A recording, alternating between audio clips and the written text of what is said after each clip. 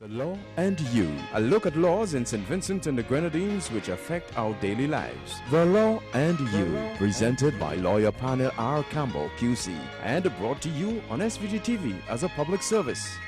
Ladies and gentlemen, brothers and sisters, boys and girls, greetings. Welcome to another presentation in this public service nation-building series, The Law and You. This is program number 849, coming to you on Monday, the 12th of December, 2016. On this program, I will speak to you on the topic, you cannot take back a deed of gift unless. But before getting into the topic, a few preliminary comments. Beginning as usual with condolences to all families which have suffered recent bereavements. I would also like to congratulate the workers at the Central Water and Sewerage Authority, CWSA, and at St. Vincent Electricity Services Limited, VINLEC, for the extremely efficient manner in which they carry out their duties normally, but especially after the problems this country experienced with the recent weather troughs. And let us not forget, when many of us are in our beds relaxing, these workers, both CWSA and VINLEC workers, are out there in the bush, in rain, in muddy conditions, trying to work with flashlights, restoring our water supply and restoring our electricity supply. And I want to big up all of the personnel at CWSA, management and technicians and manual workers and VINLEC, for having continued to do an excellent job in keeping these two essential services running and restoring them whenever there is a disruption. I know in the last few weeks when we had the heavy rains, some areas were out of water for some time, and some areas were out of electricity for some time, but the speed with which these services were restored has led me to want to commend them specially. We mustn't take our people for granted, and they are excellent public workers in this country. Now, the misdeeds of the few in any walk of life normally paints a negative picture which clouds everybody else. But I want the workers of CWSA and VINLEC to know that there are those of us out there who appreciate what they are doing for the country above and beyond the call of duty. And I want to let them know that many of us thank them very sincerely for their services. Now, I told you last week, firstly, about the launching of Blazer's book, The Awakening of Radicals, which I advised everyone should read. And I also told you that the former Sister Sylvia Williams Gould, a former sister because she's no longer in the nursing profession, but we all know her as Sister Williams, never mind she's now married as Sister as Gould. I told you about two books which she had planned to launch 2 Thursdays ago. Well, those were launched in the morning. The gathering was small but extremely appreciative. And I want to commend the sister for the two books she has written and published. One called A Rude Awakening, and I will be reading you a couple extracts from this book. This is a chronicle of two very significant years in her life, although she goes back and gives a background from the year 2000, but the detailed chronicling centers on the years 2009, 2010. Now, this book is a must-read, not only for those in the nursing profession, but for those in the public service, because I have not read a more accurate description of what goes on in the public service, particularly in the civil service part of the public service, in the government bureaucracy. Having myself been involved as a minister of government for some 8 years in the past, and particularly as Attorney General, where I had the opportunity to review the workings of the public service very intimately, particularly in the context of disputes and advising the Chief Personnel Officer and the odd permanent secretary, departmental head here and there. So I have a knowledge of what goes on in the public service, and this book is a revelation. For one thing, she calls names in the book. She doesn't refer to just a minister or a permanent secretary. She calls the name of the person. But she has done so in a way that, even though in some aspects of it she was critical of the activities and the attitudes of some of the persons whose names she has called, she has never crossed the line into defamation. So she, well, in my humble opinion as a lawyer, because I had the opportunity on her request to review the manuscript before it was published, to advise her if there was anything there which should be taken out, for fear that it might get into trouble in the laws of defamation. But there is nothing, in my respectful opinion, which is defamatory about any of the persons she spoke about. She repeated meetings, conversations she had with various individuals. The book chronicles a very, very rough time in her life. And let me read you from the introduction. And when I'm finished reading excerpts from this and reading one of the poems in the next book, I will tell you about Dr. Fraser's launching, which is coming up this week, Thursday, on the 1935 Rights. Dr. Adrian Fraser is launching his book on Thursday at French's house. But to get back to Sylvia Williams Gould's book, the introduction states, quote, "This book chronicles the main career-related activities in the life of a young lady whose life was shaped by her experience as a patient at the Milton Cato Memorial Hospital, then called the Kingston General Hospital, at the age of 12 years. This experience inspired her to want to become a nurse, to the exclusion of all other professions. When at last, in 1977, the opportunity arose, she entered the School of Nursing with a sense of fatalism, eagerness, and great expectancy, emotions which followed her throughout her 3 years of training, with its obstacles, challenges, and victories. Finally, her dream became reality, and in 1981, she had earned the privilege to take the title of registered nurse. That was the beginning of a long journey of continuous learning, interacting, caring, sharing, giving, receiving, growth, development, promotion, disappointment, heartache, and finally disillusionment, which lasted another 29 plus years. Unfortunately, by then, the dream had become a nightmare from which this now mature but still young woman seems unable to awake.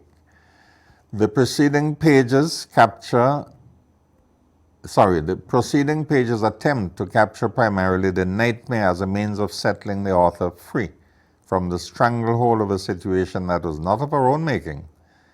It is frank and factual and makes no attempt to disguise the players involved. It begins with some anecdotes from the period of training to give the readers a glimpse into the level of determination that was needed to overcome the first hurdle, and ends with a brief description of life beyond the dream, or maybe more appropriately, the nightmare. Now, that is the introduction to the book, and a few short excerpts now which will, I hope, titillate you. On page 11 she writes, Chateaubriand had one drawback. And I leave you to find out what that was when you get a copy of the book and read it. But she goes on in the next page about her adventures in Chateaubriand. Thanks to Bad John, I ate all the mangoes my stomach could tolerate, which was no small number. To this day, I remember and still visit my old ladies who are still alive. They were my best encouragement. And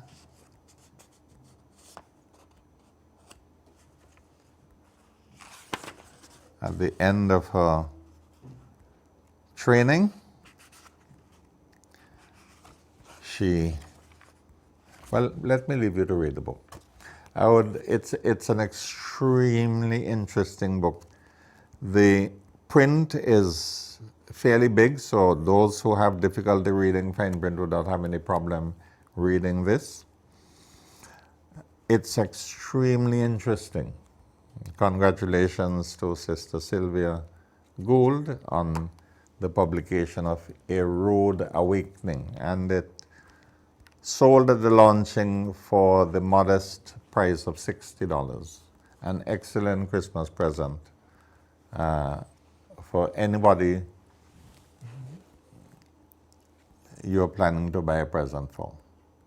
But people in the public service, every civil servant, every public officer, every teacher, indeed every policeman should read this book. It's interesting. Now, Mrs. Gould has also published a book of poems called As I See It. And this was extremely well received at the book launching. I want to take the privilege of reading just one of the many poems Sylvia has written in this book. And this, well, I wouldn't describe the poem to you. I would just hope you have the patience to listen. And don't think I'm taking up a lot of time with preliminaries, because that is planned. The program content is short. And last week I had omitted all preliminaries so that I could have brought you that program in its entirety.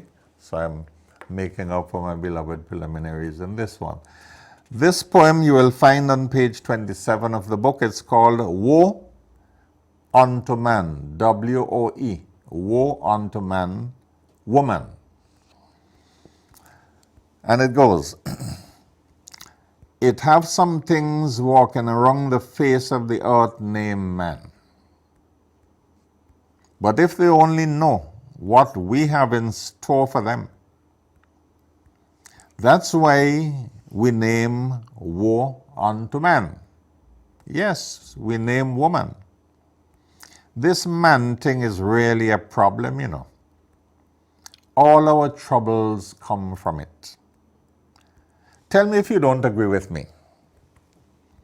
Politicians fool you with a manifesto. They order you around, they call it a mandate. Push you out of the way, it is a maneuver. They set themselves in charge and call it a manager.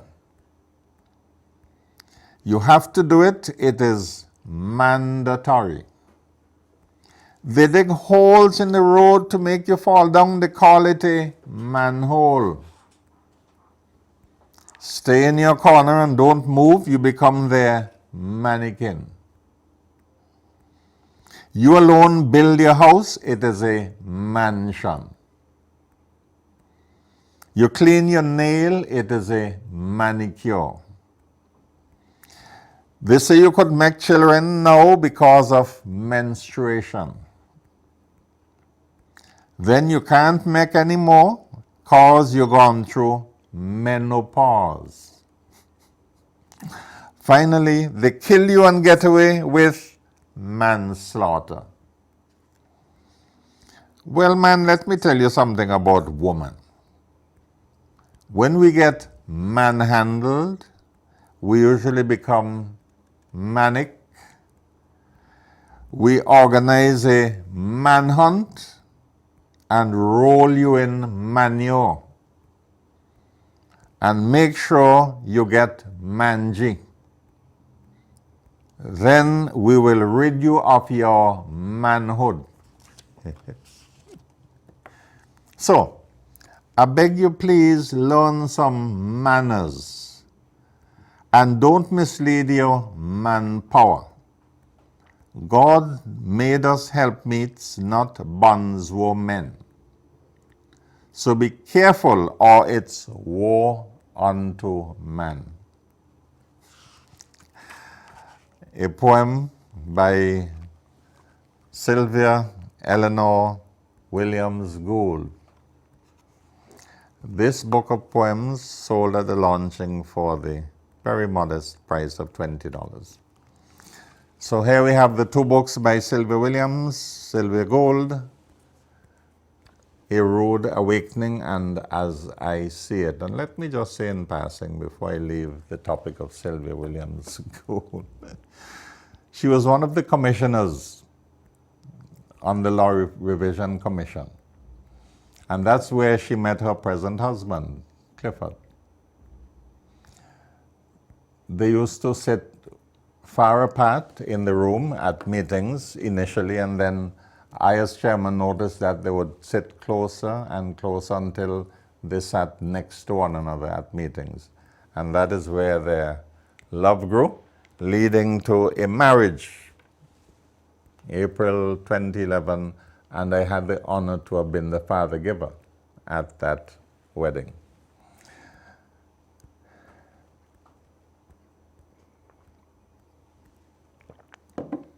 Okay, that brings me on to our own Dr. Adrian Fraser. Well, he's no stranger to us. Burst upon the scene many years ago with a radio program, a series on 705 as it then was called, in which he brought to us the history of St. Vincent and the Grenadines. He was very detailed, very authoritative. Served for many years as our resident tutor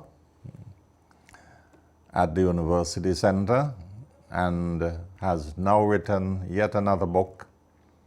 This one is called, I haven't seen it yet, it's called The 1935 Riots in St. Vincent, From Riots to Adult Suffrage. And it promises to be a very important addition to the history of St. Vincent and the Grenadines. So we will hear more about From Whence We Came. That was the name of his popular radio program. When we get a copy of Dr. Fraser's book and read it, it's launching this week, Thursday, at 6 o'clock at French's House. French's House seems to be the literary center in St. Vincent and Grenadines. And people who are going there are advised to be seated by 5:45. The launching is not going to be very long. And I invite you, therefore, to Dr. Fraser's launching, a man of whom I'm proud. Of course, we're both barely men. The first school I attended as a little child, preschool, was by Adrian's mother. And he was a tiny tot like myself. We're about the same age. So I've known Adrian Fraser all our lives, and he is a treasure to St. Vincent and Grenadines as our most gifted historian. So let me invite one and all to the launching this Thursday, 6 o'clock, French's house. All right, well, that brings me to the end of the preliminaries, but I had deliberately planned to do a short program so that I would have time for the preliminaries. And some people tell me they enjoy the preliminaries.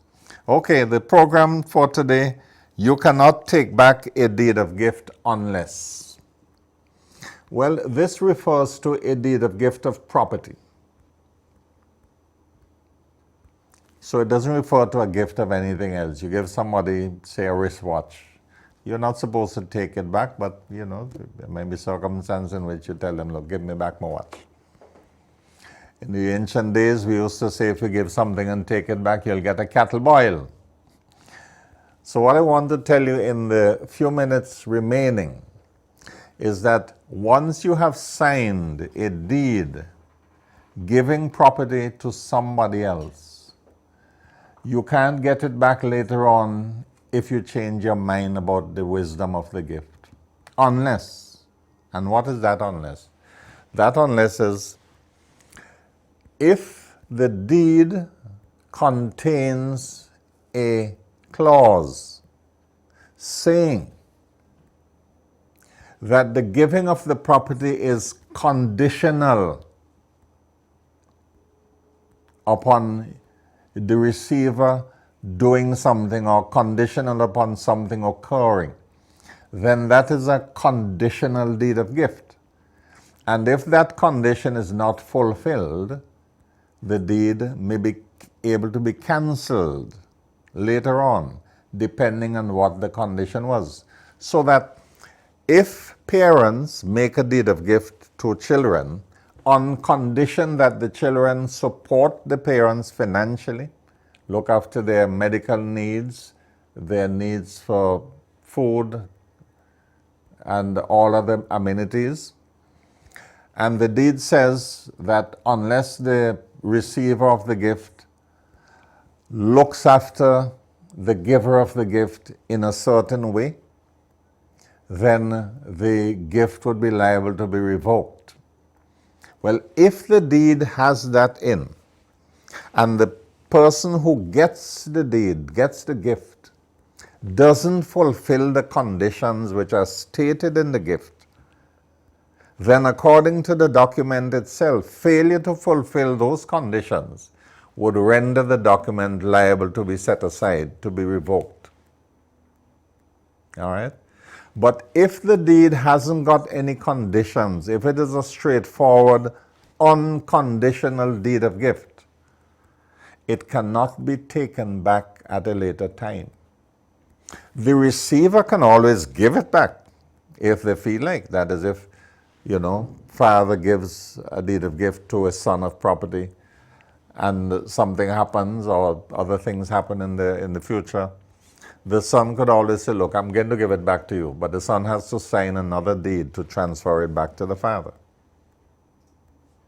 So the receiver can always give it back if the receiver wants to give it back. But the giver cannot take it back against the will of the receiver. And over the years of my practice, I've had people ask me from time to time whether they can get back property which they gave to somebody as a gift years ago, and it turned out to have been disappointed in the person and other things. The person went and got married to somebody unscrupulous. That is an unscrupulous husband. No, I know you're going to tell me you could have unscrupulous wives too. All right, you can also have unscrupulous wives. But I still insist that the frequency of men being delinquent in that regard is much larger than the frequency of women. So if you are contemplating giving property to anybody, whether children or family relatives, brother, sister, whoever, You have to understand that once you have signed that deed and it is registered at the registry of the courthouse, you can't change your mind at some later time and say you're going to take it back.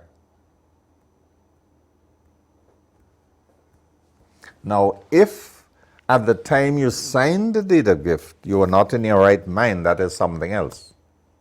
Any document you sign, not being in your right mind, if medical evidence can be put forward to prove that when you signed the document, you didn't know what you were doing, you had some mental deficiency, the law has other provisions allowing you to get out of what you have signed, to cancel such a document, because it would not have been signed of your own free will. You cannot exercise a free will with a defective mind. But once you are in your right mind and you sign the deed of gift, you're not going to be able to take it back later on by saying, well, you changed your mind. So that explains the topic. You cannot take back a deed of gift unless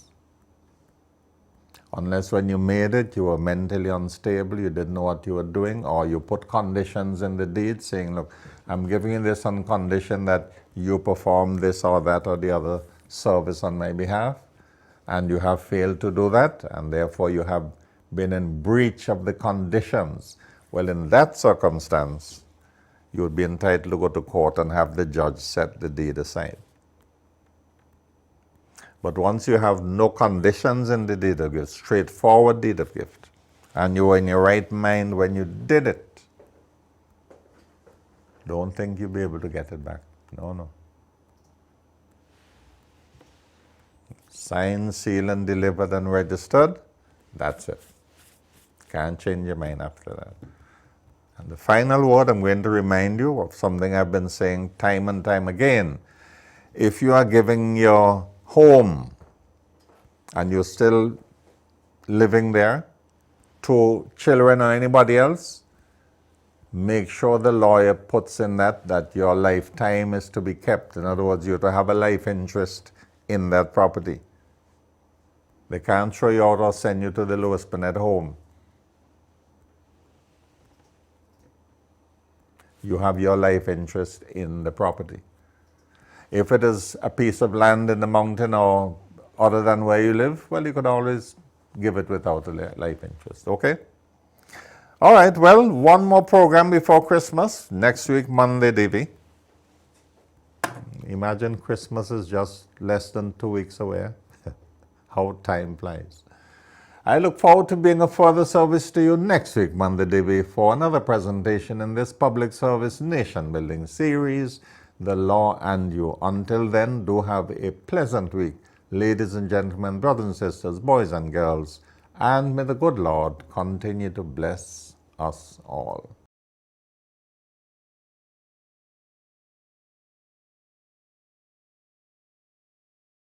The Law and You, a look at laws in St. Vincent and the Grenadines which affect our daily lives. The Law and You, presented by lawyer panel P.R Campbell QC, and brought to you on SVG-TV as a public service.